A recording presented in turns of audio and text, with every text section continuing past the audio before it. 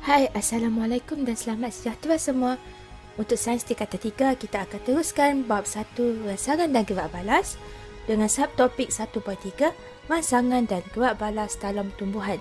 Okey, jika sebelum ini kita telah pun mempelajari rangsangan dan gerak balas dalam manusia yang terdiri daripada 5 deria iaitu mata, hidung, telinga, kulit dan juga lidah. Tetapi bagi tumbuhan ini kita akan fokus kepada 2 sahaja, iaitu yang pertama adalah pucuknya.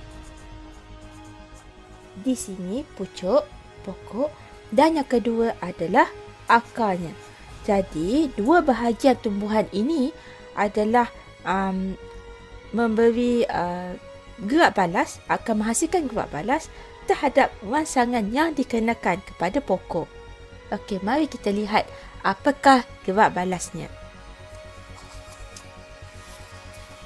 Okey, gerak balas tumbuhan terbahagi kepada 2. Okey, yang pertama gerak balasnya ialah kita kenali sebagai tropism. Tropisma.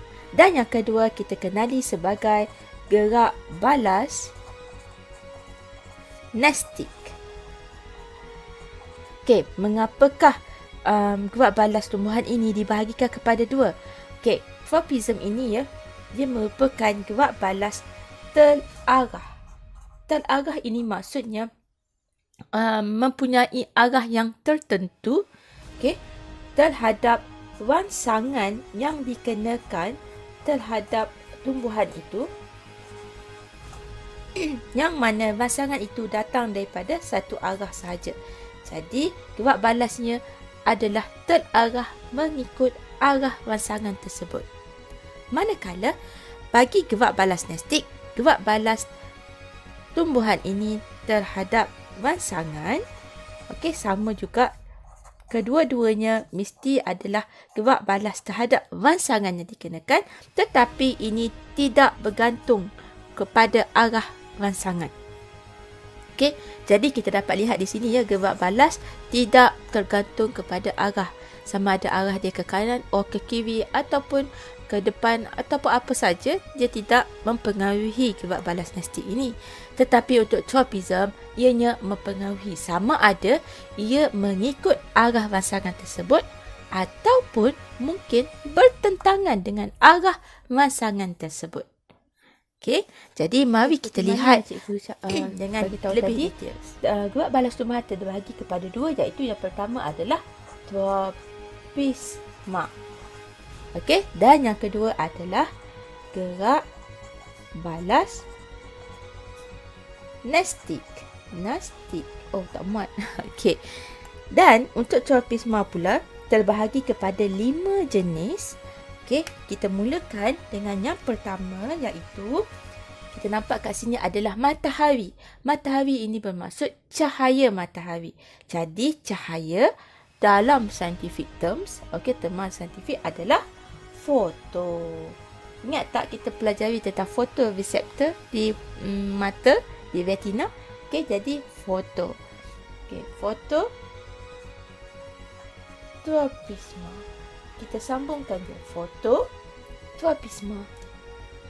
Okey, yang kedua adalah air.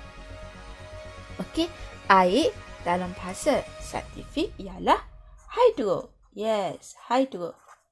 Dan kita sambungkan dengan tropisma. Mudah sahaja nak ingat. Foto cahaya, hydro air. Okey, yang ketiga, cikgu letak gambar sebuah apple jatuh daripada pokok. Okey, ini bermaksud adalah graviti. Bermaksud apple itu jatuh ke bawah kerana ada graviti. Jadi G graviti, G geo. Okey, G graviti, G geo. Geotropism. Dah 3 dah kita belajar. Dan satu lagi adalah sebuah pokok anggur yang melilit batang ini.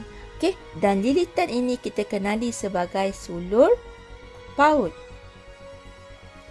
Okey, dan ini kita kenali sebagai stigma. stigmotropisme. Jadi 4 sahaja. Foto, cahaya, hydro, air, geograviti, G-graviti dan stigmotropisme, iaitu melalui sentuhan. Sentuhan pucuk kepada objek ini, iaitu batang kayu, yang mana kemudian ia akan melilit-lilit batang kayu itu. Okey, kalau anda nampak ya, di sini cikgu ada buat pembahagian, iaitu satu positif, satu negatif. Bermaksud jika positif, fototropisme ini, fototropisme positif bermaksud ianya gerak balas adalah mengikut arah cahaya. Tetapi jika negatif, ianya tidak mengikut arah cahaya. Okey, jadi cahaya tidak mempengaruhi bahagian tumbuhan tersebut.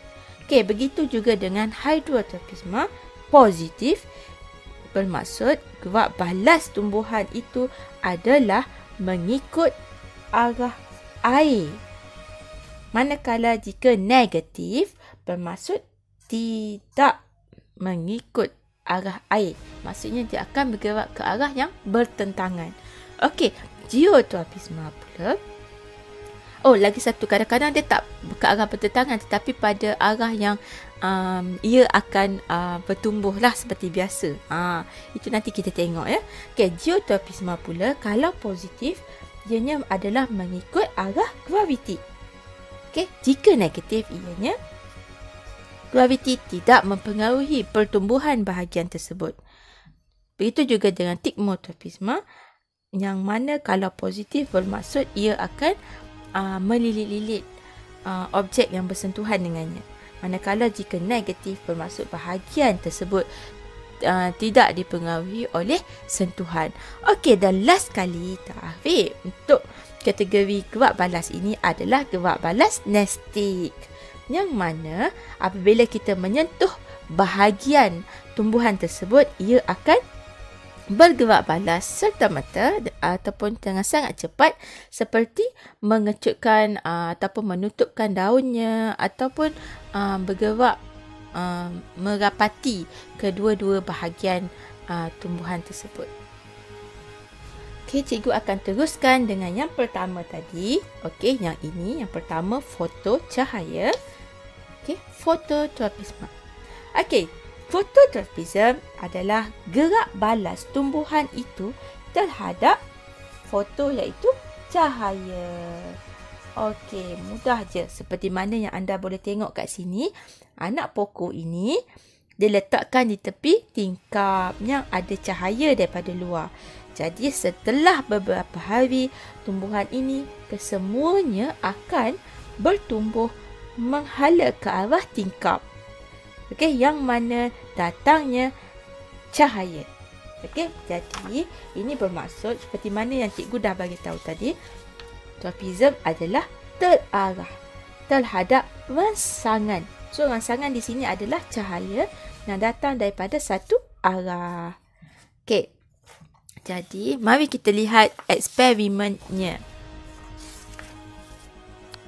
Okey, untuk eksperimen yang pertama kita akan pelajari hari ini ialah gerak balas tumbuhan terhadap cahaya, atau kita kenali sebagai, ulang sekali lagi, iaitu foto cahaya, fototropisme. Okey, so kita tengok macam mana ke eksperimen ini ya. Okey, jom kita tengok gambar dahulu. Okey, ini adalah gambar bika A, B dan C, iaitu yang mempunyai anak benih kacang hijau. Setiap bika ini ada 3 anak benih. Okey, kemudian kita tutupkan dengan kotak. Ketiga-tiganya yang sama. Kemudian kalau anda lihat di sini ada anak panah yang berwarna kuning. Jadi anak panah yang berwarna kuning ini adalah cahaya yang datang. Okey, jadi kotak ini menutupi bika ini, kecuali kita buat satu lubang pada kotak ini untuk cahaya masuk. Untuk bika A, cahaya masuk melalui belah kiri kotak. Sementara untuk bika B, cahaya datang Okey, daripada arah atas kotak. Sementara untuk bika C, ianya datang daripada arah kanan kotak. Okey, jadi di sini cikgu dah labelkan cahaya mengikut anak panah kuning. Okey, jadi ketiga-tiga bika ini kemudiannya dibiarkan selama 5 hari untuk anak benih ini membesar dan bertumbuh. Setelah 5 hari, kita akan lihat pertumbuhan bika ini. Okey, jadi keenam-enam anak benih ini adalah sama daripada segi jenis pokoknya, ketinggian pokoknya, jumlah air. Okey, jumlah air yang diberikan, kehadiran air untuk ketiga-tiga bika ini adalah sama. Cuma yang berbeza adalah daripada arah cahaya. Okey, itu adalah eksperimennya. Okey, untuk hipotesis, untuk membina hipotesis eksperimen ini disebabkan ianya adalah untuk menguji cahaya. Jadi kita nak lihat apakah gerak balas tumbuhan terhadap cahaya ini. Jadi yang bergerak balas terhadap cahaya adalah pucuk. Okey, jadi kita nak lihat adakah pucuk ini memang memberikan gerak balas terhadap cahaya. Jadi pucuk tumbuhan tumbuh ke arah cahaya. Ini adalah hipotesis kita. Okay. Dan pemboleh ubahnya untuk dimanipulasikan, iaitu yang kita ubah adalah arah cahaya. Ya, kita ubah arah cahaya ini terhadap pucuk anak benih ini. Okey, dari kiri, ke atas dan ke daripada kanan. Okey, yang bergerak balas, iaitu kita nak lihat hasilnya ialah arah pertumbuhan pucuk tersebut. Ini yang kita nak perhatikan. Okey. Dan yang dimalalkan iaitu yang kita kekalkan sama daripada segi jenis pokok tersebut, ketinggian pokok dia mestilah sama dan juga daripada segi kehadiran air. Yang mana kalau kita siram bika A ini dengan beberapa ml air, jadi B pun mesti dengan ml yang sama, isi padu air yang sama. Okey, kemudian mari kita lihat keputusannya. Tada. Okey, ini adalah keputusan bagi pokok yang sudah besar ya. Okey, eksperimen ini dijalankan dengan pokok yang sudah besar, diletakkan pada dalam kotak dan cahaya datang daripada belah kanan pokok ini. Okey, jadi selepas 2 hari sahaja kita dapat lihat pucuk pokok ini sudah pun bertumbuh condong ke arah kanan yang mana mengikut arah cahaya. Ini adalah pada pokok yang besar. Tapi untuk anak benih yang kita buat selama 5 hari ya. Okey, cikgu akan lukis hasilnya. Selepas 5 hari, kesemua anak pokok ini akan bertumbuh ke arah seperti ini, ke arah kiri. Manakala bagi bika B, kesemua anak pokok akan tumbuh ke arah atas. Okey, manakala untuk bika C, semua pokok ini akan bertumbuh ke arah cahaya ke belah kanan. Seperti ini. Okey, seperti mana gambar yang cikgu dah pernah tunjuk sebentar tadi. Kita nampak jelas ya. Seperti inilah pergerakannya. Okey, jadi kita boleh lihat untuk keputusan bagi bika A, gerak balas pucuk tumbuh ke A ke arah kiri. Ya. Manakala untuk bika B, pucuk tumbuh ke arah atas. Okey, kerana cahaya berada di atas. Manakala untuk C, pucuk tumbuh ke arah kanan. Pucuk akan tumbuh mengikut arah cahaya. Manakala untuk gerak balas akar adalah kekal, yang mana akar akan tumbuh ke bawah. Seperti biasa. Okey, jadi ini kita dapat lihat ya bahawa untuk fototropisma positif, okey, positif bermaksud mengikut arah cahaya ialah pucuk. Pucuk adalah fototropisma positif. Jika anda ingin menjawab soalan, okey, anda tidak boleh bagi tahu ya, okey, pucuk memberikan gerak balas fototropisme sahaja. Anda kena bagi tahu sama ada ianya positif atau negatif. Jadi, kena biasakan menulis fototropisme positif. Kerana fototropisme ini negatif adalah sangat berbeza. Untuk fototropisme negatif pula, ianya adalah akar, iaitu tidak mempengaruhi ataupun tidak dipengaruhi oleh cahaya. Okey, jadi inilah dia fototropisme positif, iaitu pucuk, dan fototropisme negatif, iaitu akar. Kita dapat lihat daripada gambar ini dengan jelas. Okey, ada tingkap di bahagian sini yang datangnya cahaya daripada luar, cahaya matahari. Jadi pucuk yang mengandungi bunga ini akan bergerak ke arah tingkap, manakala akarnya pada arah bertentangan. Okey, jadi persoalannya, pucuk adalah fototropisme positif. Mengapa? Why? Okey, kerana dijadikan Tuhan fototropisme ini positif kerana ia memerlukan cahaya matahari. Betul. Okey, kerana apa perlukan cahaya matahari? Untuk pokok ini yang mempunyai kloroplas ini menjalankan proses warna hijau, okey, fotosintesis. Pandai.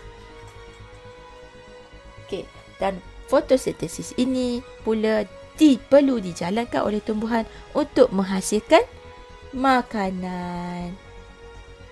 Atau kita juga boleh sebut sebagai kanji.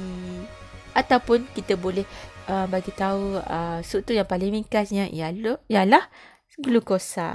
Okey, baik, kita akan teruskan dengan gerak balas yang kedua, iaitu geotropism. Macam cikgu cakap tadi, geo, gravity. Jadi gerak balas tumbuhan ini adalah terhadap gravity. Okey. Dan kalau kita lihat gambar di sini, ini adalah pokok di dalam pasu, yang mana pasu ini tegak. Dan satu lagi pasu telah pun dijatuhkan oleh kucing anda. Okey, jadi apakah yang berlaku kepada akarnya? Jika kita lihat di sini, akar untuk pasu yang tegak, yang tidak jatuh, kekal tumbuh ke arah bawah. Manakala pasu yang telah jatuh, tumbuh ke arah bawah juga. Walaupun pada asalnya ianya adalah secara melintang. Okey, kemudian dia tumbuh ke arah bawah seperti ini. Okey, jadi kita dapat lihat akar ini akan tetap bergerak ke arah gravity. Manakala pucuknya asalnya dia pokok ini dia jatuh kan. Okey, dia jadi macam ni lah. Okey, tetapi ni daun. Tetapi setelah beberapa hari ianya bergerak ke atas menentang gravity. Okey. Sama juga seperti pokok yang ini yang telah pun dibaringkan. Setelah beberapa hari kita nampak jelas akar tumbuh ke bawah mengikut arah gravity. Okey, ke arah bawah gravity bumi, dan manakala pucuknya bergerak ke arah atas berlawanan dengan gravity. Jadi ini kita kenali sebagai geotropisme positif mengikut arah gravity, manakala yang menentang adalah geotropisme negatif. Okey, jadi mari kita lihat eksperimennya. Okey, eksperimennya ialah gerak balas tumbuhan terhadap gravity atau kenali sebagai G-gravity, G-geotropisme. Okey, dan mari kita lihat gambar wajahnya. Okey, gambar wajahnya adalah seperti ini. Anda ambil piring petri yang diletakkan kertas tugas yang lembab ataupun kapas yang lembab. Okey, kertas tugas boleh, kapas pun boleh. Okey, kita letakkan, resiskan dengan air dan kita biarkan ianya melekat pada piring petri. Okey, kemudian selepas 2 hari, okey, kita akan lihat apakah yang berlaku kepada anak benih ini. Anak benih diletakkan berserakan ataupun dalam keadaan tegak, dalam keadaan terbalik, dalam keadaan melintang. Okey, seperti ini. Yang mana kita nak lihat apakah yang akan berlaku walaupun dalam pelbagai arah asal akar tersebut. Okey. Setelah 2 hari, after 2 days, apakah yang akan berlaku? Jadi kita dapat lihat di sinilah, inilah perbezaannya. Dalam keadaan yang akar tegak ke bawah, dia kekal tegak ke bawah. Dalam keadaan melintang seperti ini, ianya bergerak ke arah bawah. Manakala jika dalam keadaan yang terbalik, ya, ke bawah, dia kekal ke bawah, dan dalam keadaan cotyledonnya di atas, ia akan bergerak ke arah bawah. Okey, jadi hipotesis seperti mana yang kita dah bincangkan tadi dan kita lihat ya di rumah kita, pasu rumah kita. Okey, jadi kita buat satu hipotesis, bina satu hipotesis bahawa akar pokok, akar tumbuhan akan tumbuh ke arah graviti. Manakala pucuknya adalah bertumbuh ke arah bertentangan graviti. Ini adalah hipotesis kita. Jadi untuk pemboleh ubah eksperimen ini, kita letakkan pemboleh ubah dimanipulasikan. Yang berubah-ubah adalah kedudukan anak benih ini. Okey, ada yang terbalik, ada melintang, ada menegak. Okey, kemudian kita nak lihat pemboleh ubah yang bergerak balasnya ialah arah pertumbuhan akar dan juga pucuknya. Okey, kalau kita lihat di sini, pucuknya semuanya ke atas, ke arah atas, kan? Okey, dan yang dimalalkan, yang kita kekalkan adalah kehadiran air, iaitu semua ini berada pada kapas ataupun kertas tugas yang lembap. Maksudnya, kita bekalkan air kepada setiap anak benih ini, dan juga ketidakhadiran cahaya. Bermaksud kita letakkan piring Petri ini ke dalam almari yang gelap supaya tidak ada cahaya yang akan mempengaruhi pucuk ataupun akar ini. Okey? Jadi kita kena letak dalam tempat yang betul-betul gelap. Okey, kemudian kita lihat, kita dah tengok dah hasilnya. Okey, seperti mana cikgu dah terangkan tadi, akar semuanya akan turun ke arah bawah, manakala pucuknya semuanya bergerak ke arah atas, walau dalam mana-mana situasi anak benih ini disusun. Okey, jadi kita dapat lihat bahagian akar akan tumbuh ke arah bawah, manakala pucuk akan tumbuh ke arah atas. Jelas. Okey, jadi setelah keputusan ini kita perolehi, okey, jadi kita dapat simpulkan bahawa hipotesis kita adalah diterima. Okey, jadi kita dapat lihat di sini, ini adalah anak benih. Okey, diletakkan di dalam satu tabung uji. Okey, kemudian batangnya kita dapat lihat naik ke atas, dan ini kita kenali sebagai Geotropisma positif. Kena bagi tahu ianya positif. Tidak boleh awak tinggalkan perkataan positif ini untuk pucuknya. Okey, manakala untuk akar di sini kita dapat lihat jelas ianya adalah Geotropisma negatif. Perlu bagi tahu perkataan negatif. Okey, jadi kita dapat lihat di sini ya, Geotropisma positif adalah akar, manakala Geotropisma negatif ialah pucuk. Okey, dah siap. Okey, jom kita lihat apakah relevannya. Okey, akar adalah Geotropisma positif. Mengapa? Okey, kita fokus kepada akar dulu. Cikgu tutup dulu yang pucuk. Okey, kenapa ianya positif? Supaya ianya tumbuh jauh ke dalam tanah. Okey, sebab apa kita nak ianya tumbuh jauh ke dalam tanah? Supaya akan dapat mencengkam tanah, okey, akar mencengkam tanah, untuk kita pastikan ianya untuk akar tersebut membantu pokok itu menetapkan kedudukannya pada tempat tersebut, supaya ianya tidak mudah tumbang, tidak mudah tercabut, dan juga supaya membantu supaya tidak berlaku tanah runtuh ataupun hakisan tanah. Jadi inilah yang kita cakap bahawa akar pokok sangat membantu supaya dapat mengelakkan kejadian tanah runtuh di level-level bukit terutamanya dan juga mengakibatkan hakisan tanah. Okey. Betapa pentingnya akar ini dan juga gerak balasnya iaitu geotropisma positif. Okey. Yang kedua pula, mengapa pucuk ini sesuai untuk geotropisma negatif? Why? Okey, supaya ia tumbuh secara menegak.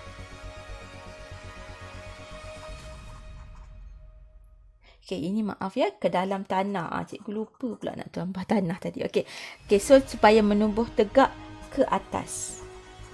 Okey, untuk memperolehi cahaya matahari. Jika ia menegak ke atas, mudah untuk menerima cahaya kerana cahaya matahari datang daripada atas. Okey, jadi apabila sudah ada cahaya matahari ini, okey, sunlight, jadi ia mudah untuk menjalankan fotosintesis untuk menghasilkan makanan dan ataupun kanji.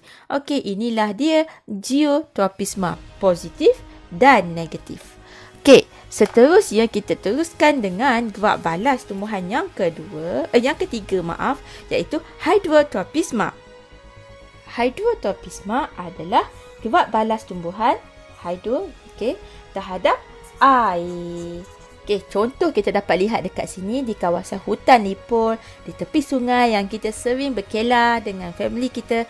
Kerap kali kita nampak akar pokok-pokok kelihatan, okey, menjulur ke arah air. Okey, dan ini pula adalah contoh eksperimen yang telah pun dilakukan pada anak benih, yang mana kita letak kapas lembap, yang mana akar itu kita nampak jelas bergerak ke arah kapas yang lembap. Sedangkan gravitinya adalah ke bawah. Okey, ini adalah graviti. Okey, tetapi jika di bawah tiada kehadiran air, maka ia akan mencari air di kapas lembap ini. Okey, begitu juga gambar wajah ini. Okey, kalau kita korek tanah, kita akan lihat akarnya bergerak ke arah air yang kita siram. Kalau kita siram air di kawasan ini, maka ia akan bergerak ke sini dan tidak ke arah lain. Okey. Okey, jadi mari kita lihat eksperimen yang kita boleh jalankan di makmal kita. Okey. Gerak balas tumbuhan terhadap air atau kita kenali sebagai hydrotropisma. Okey. Okey, ini adalah rupa eksperimennya, iaitu kita letakkan pada 2 bikar. 1 bikar kita letakkan air, 1 bikar lagi adalah kalsium klorida kontang. Apakah fungsi kalsium klorida kontang? Fungsinya adalah untuk menyerap kelembapan. Okey, kelembapan air, kelembapan udara, iaitu air yang titisan-titisan air, wap air yang ada dekat kawasan di udara di dalam bikar ini semuanya diserap oleh kalsium klorida kontang. Jadi di bikar ini adalah kering. Okey, jadi kedua-dua bikar ini pula juga kita letakkan kasar dawai. Di atasnya kita letakkan kapas yang lembap yang mempunyai air dan juga anak benih yang pada awalnya mempunyai akar yang lurus ke bawah mengikut arah graviti. Okey, jadi setelah kita lihat gambar wajah ini yang kita perhatikan di dalam kehidupan harian kita. Okey, jadi kita boleh membina satu hipotesis bahawa akar tumbuhan akan tumbuh ke arah air. Okey, jadi pemboleh ubah dimanipulasikan di sini adalah satu ada air, satu tiada air. Jadi kehadiran air. Yang kedua yang bergerak balas yang kita nak perhatikan adalah arah pertumbuhan akar tersebut. Sebab kita cakap akar tadi kan untuk hipotesis. Jadi kita nak lihat pertumbuhan akar. Yang dimalalkan yang kita kekalkan sama di sini adalah arah graviti, iaitu ke arah bawah. Okey. Dan ketidakhadiran cahaya. Jadi kedua-dua ini kita letakkan di dalam almari gelap yang tidak ada cahaya. Jadi cahaya tidak mempengaruhi akar tersebut. Okey, jadi ini adalah keputusan eksperimen ini setelah kita biarkan beberapa hari. Okey, jadi setelah beberapa hari kita dapat lihat bahawa untuk bikar K ini adalah K-nya. Okey. Akar tumbuh lurus ke arah bawah, memanjang setelah beberapa hari kerana ada air dekat bawah. Manakala untuk bikar L, selepas beberapa hari, akar mula membengkok ke atas. Tidak tumbuh ke bawah mengikut graviti, tetapi tumbuh ke arah kapas yang lembap ini. Jadi kita dapat lihat jelas di sini keputusannya untuk bikar K, akar tumbuh ke arah bawah kerana ada air di bahagian bawah, manakala untuk bikar L akar tumbuh ke arah atas kerana ada air pada kapas lembap ini. Okey, jadi kita dapat membuat satu kesimpulan bahawa hipotesis kita adalah diterima, yang mana hydrotropisme positif adalah akar, manakala hydrotropisme negatif pula yang tidak mempengaruhi. Okey, so jika ada pucuk tumbuh, kesemua pucuk itu akan tumbuh ke arah atas seperti biasa jika ada cahaya di atas lah. Okey, kalau tak ada cahaya dia akan tumbuh ke atas seperti biasa. Dan hydrotropisme negatif adalah pucuk. Seperti mana kita boleh lihat pada gambar ini. Pucuk kekal tumbuh ke arah atas, manakala akar akan bergerak mencari air. Okey, ke arah ini. Okey, jadi mari kita lihat kenapakah akar ini relevant untuk hydrotropisme positif sebagai gerak balasnya. Kenapa? Okey, yang pertama adalah untuk akar tersebut mendapatkan air. Okey, dan yang kedua adalah untuk mendapatkan garam mineral. Jadi ada dua sumber yang dapat dicari oleh akar akan dapat diperolehi oleh akar jika hydrotropisme positif. Okey, dengan kehadiran air yang diperolehi, ianya dapat menjalankan proses fotosintesis kerana fotosintesis memerlukan air, memerlukan cahaya matahari. Okey, memerlukan karbon dioksida. Okey, manakala untuk garam mineral yang kita boleh perolehi daripada air, dan air ni ada banyak garam mineral, jadi digunakan untuk pokok itu terus hidup subur. Okey, terus hidup dengan sihat dan subur. Okey, jadi inilah kepentingannya hydrotropisme positif kepada akar. Okey, dan seterusnya kita akan mempelajari tentang tigmotropisme. Okey, kita pelajari tadi tigmotropisme adalah gerak balas tumbuhan terhadap sentuhan. Okey, sentuhan. Okey, di sini kita boleh lihat contoh pokok yang bertindak balas ataupun bergerak balas dengan menggunakan tigmotropisme ini. Ini yang gulung-gulung ini yang kita kenali sebagai sulur paut. Jika ada satu objek lain, contohnya batang kayu ataupun rod yang kita dekatkan berhampiran dengan pokok ini, kita sentuhkan. Okey, cikgu letak satu batang besi contohnya di sini. Okey, berhampiran dengan pokok ini, bersentuhan dengan pucuknya, maka setelah beberapa hari batang ini kita dapat lihat akan melilit-lilit rod besi ini. Okey, seperti inilah. Okey, ada satu rod yang kita letakkan pada pucuk pokok. Okey, kemudian ini setelah beberapa hari kita dapat lihat sulur paut ini akan bertumbuh meliliti rod tersebut. Dan inilah yang kita kenali sebagai tigmotropisme, sentuhan objek pada pucuk. Okey, contoh pokok-pokok yang bergerak balas seperti ini. Okey, tigmotropisme ini adalah pokok timun, pokok anggur, pokok bunga seri pagi ataupun kita biasa kenali sebagai morning glory. Okey, yang berwarna ungu tu. Okey, jadi ini antara pokok-pokok. Ada banyak lagi sebenarnya pokok-pokok lain seperti kacang panjang, okey, petola dan sebagainya. Jadi untuk Stigmatopisma positif ini biasanya kita dapat lihat ya, pucuk adalah bahagian yang bergerak balas dengan Stigmatopisma positif. Seperti gambar wajah ini. Okey, dia akan melilit-lilit-lilit.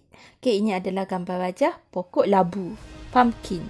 Okey, dan seterusnya adalah Stigmatopisma negatif iaitu akar. Akar tidak dipengaruhi oleh sentuhan. Okey, dia kekal tumbuh ke arah bawah untuk Geotropisma positif dan juga Hydrotropisma positif. Graviti tidak air. Okey, apakah kepentingan bukan hydro di sini iaitu Stigmo. Okey, apakah kepentingan Stigmatopisma positif bagi pucuk? Okey, supaya pucuk ini dapat tumbuh menegak ke atas. Okey, dia akan melilit-lilit objek yang bersentuhan dengannya. Okey, yang tegak ke atas untuk ia memudahkan mendapatkan sumber cahaya matahari. Okey, terutamanya kalau ada pokok besar di bahagian tepi, pokok yang menghalang cahaya sampai, jadi ia akan melilit-lilit untuk persaingan, untuk berusaha mendapatkan cahaya matahari. Okey, yang kedua adalah supaya dapat mencengkam objek tersebut untuk mendapatkan sokongan, kerana biasanya pokok yang mempunyai gerak balas ini adalah pokok yang berbatang lembut. Okey, dan batangnya boleh melilit. Okey, melilit. Okey, jadi dia perlukan sokongan untuk ia bergerak tegak ke atas. Okey, jadi ini akan membantu objek ini untuk mendapatkan cahaya matahari ke atas. Manakala akar pula tidak menunjukkan sebarang gerak balas Stigmatopisma ini, supaya ia dapat kekal tumbuh ke bawah untuk mencari air dan tanah lah seperti biasa untuk mendapatkan air. Okey, seterusnya adalah gerak balas nestik, iaitu gerak balas tumbuhan terhadap rangsangan. Okey, rangsangan sama. Okey, seperti sentuhan. Sama dengan Stigmatopisma. Okey, tetapi untuk gerak balas nestik tadi, seperti mana cikgu bagi tahu, ianya tidak dipengaruhi, tidak bergantung kepada arah rangsangan tersebut. Okey, contohnya ialah ini. Ini adalah pokok duri semalu. Okey, pokok duri, dia berduri ya. Semalu selalu kita boleh lihat di padang ataupun di tepi-tepi semak belukar. Okey, dan mana kalau kita sentuh daunnya, dia akan terus mengecut. Okey, kemudian yang kedua adalah pokok ini, yang mana jika ada serangga yang jatuh ke atasnya, ia akan terus menutup, bergerak dan tutup. Okey, seolah-olah macam dia makan. Okey, pokok ini namanya adalah pokok perangkap lalai. Okey, dan yang seterusnya ialah okey, kita biasa tengok ya dekat dalam Upin Ipin pun ada, yang mana periuk kera ni ada orang ambil periuk kera dan masak lemang di dalamnya kan. Okey, tetapi cikgu harap kegiatan ini dapat dikurangkan kerana kita hendak memelihara periuk kera ini daripada pupus. Okey, jadi ini namanya ialah pokok periuk kera. Sama juga dengan seperti mana perangkap lalat. Okey, jika ada haiwan yang masuk kat sini, dia akan terus bergerak. Okey, dan ketiga-tiga ini adalah mudah untuk bergerak balas terhadap sentuhan. Jika ada sentuhan, maka ia akan bergerak. Okey, ingat ya, pokok semalu. Okey, pokok semalu ni cikgu nak share. Okey, dan nama saintifiknya adalah Mimosa pudica. Okey. Ini adalah nama saintifiknya. Okey, ini adalah mekanisme bagaimanakah gerak balas nestik pada pokok semalu. Okey, dengan jari kita menyentuh pokok itu, setelah beberapa saat daun pokok semalu akan menguncup. Okey, jadi kalau kita lihat apakah kepentingan gerak balas nestik ini kepada pokok ini. Jadi ianya adalah penting sebagai pertahanan. Okey, pertahanan pokok ini daripada musuh. Musuh ini adalah mungkin terdiri daripada cikgu buat contoh ya. Contohnya haiwan. Jika ada haiwan yang datang hendak makan ataupun hendak mengusik, okey, menyentuh, merosakkan, ataupun manusia sendiri yang hendak mencabut pokok ini, okey, jadi ia cepat-cepat menguncup sebagai pertahanan badan dia, supaya pertahanan pokok ini supaya tidak diganggu. Okey, dan seterusnya adalah daripada sebagai pertahanan daripada angin yang kuat, okey, yang mungkin boleh merosakkan pokok ini. Okey, jadi dia kurangkan luas permukaannya yang terdedah kepada udara. Jadi kedua-dua ini dapat melindungi pokok tersebut. Okey, jadi kalau kita lihat tadi ya, gerak balas nestik ini adalah terhadap sentuhan. Juga Tigmotropisma juga adalah gerak balas pada tumbuhan. Jadi adakah kedua-dua ini sama? Okey, jadi kita nak lihat perbandingannya, kita nak bezakan. Okey, macam cikgu dah tunjuk jadi contoh, ini adalah contoh pokok labu, iaitu melilit-lilit dengan ada sulur paut, dan ini pula adalah pokok semalu yang menguncupkan daunnya. Kedua-dua ini, ya betul, kedua-dua ini mempunyai gerak balas terhadap rangsangan sentuhan. Ya, sama.